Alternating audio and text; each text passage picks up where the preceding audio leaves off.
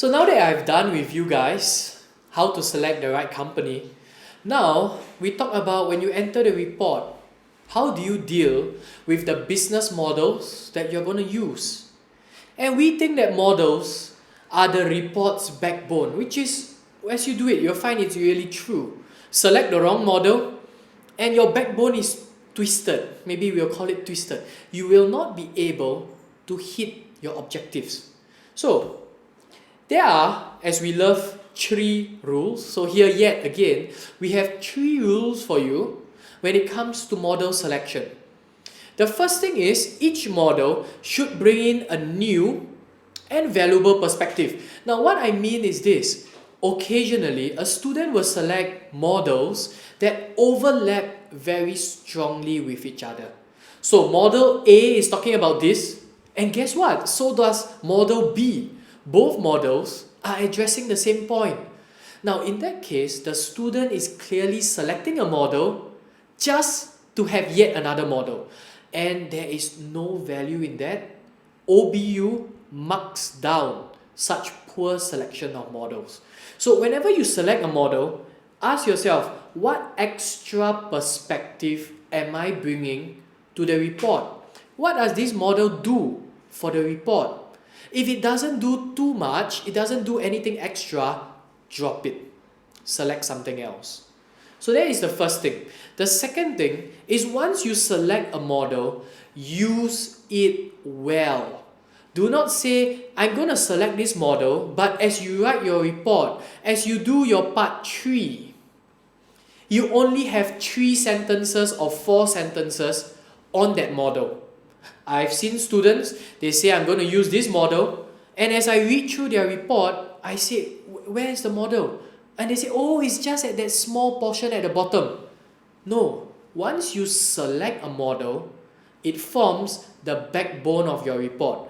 You must use it to structure your part 3. Your part 3 must revolve around the model. And what I mean by that is, you must at least have 2 or 3 pages where you use the model to analyze the company. So remember, each model must be well used. That is the second point. The third is, when you select a model, you need to understand it in and out. You need to know, what is this model used for? When the person created the model, when Porter did his 5 forces, what was his objective? Why did Porter come up with the 5 forces? What did he want to address? You must be aware of that. Are you addressing the same things that he wanted to address? If so, you are on the right track. When Porter came up with his 5 forces, what were the limitations of his 5 forces? Are you aware of it? What are the things he didn't want to address? What are the things that he felt is out of scope? You must be aware of them, and you must do the same thing. If it is out of scope, you do not touch on it. So these are the 3 rules that we have. Let's look into an application of them. So let's say a very popular topic 8.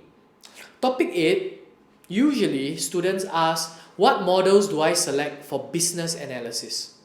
And here I have for you 5 examples, and I always tell students, do not limit yourself to these 5 examples. These are just the most popular 5 that appear. You see, you have Porter's 5 forces, the value chain, you have SWOT, you have PES, BCG matrix. These are the 5 popular ones. But if you find others, please go ahead and use them. Just keep in mind, when you select one, let's say you select Porter's 5 forces, make sure the next thing you select brings in a new perspective. So let me give you a nice ideal combination that you see below. Excuse that. So the nice ideal combination that you see below here is, if you select 5 forces. Now what is 5 forces addressing? It is helping you to analyze the industry. So if you already analyze the industry, select a model that analyzes the company itself. So we like models like SWOT. SWOT talks about the strength, weaknesses, opportunities, and threats for the company. And you see, when you combine these 2 models, you have 5 forces doing on the industry, And you have SWOT doing on the smaller level, the company. Combined together, you have a nice big picture. So, topic 8, just watch out for that. We hope you found that useful. For topic 17, topic 17 is gaining popularity now. It is corporate governance. The models for corporate governance, you have to look at all the corporate governance codes. So, just some examples here. All the codes like the Cadbury report, the combined code.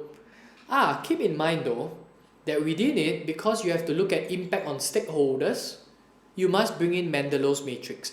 But that is just part and parcel. Alright, I'm going to talk about how you pair the codes. What codes should you select? Same idea. The code you select must always bring a new perspective. So, what I like is choose a local corporate governance code. So, let's say you are in South Africa. In South Africa, the local corporate governance code is the King's Code or the King's Report. Alright, so select that. That covers the local setting, and then choose a global code.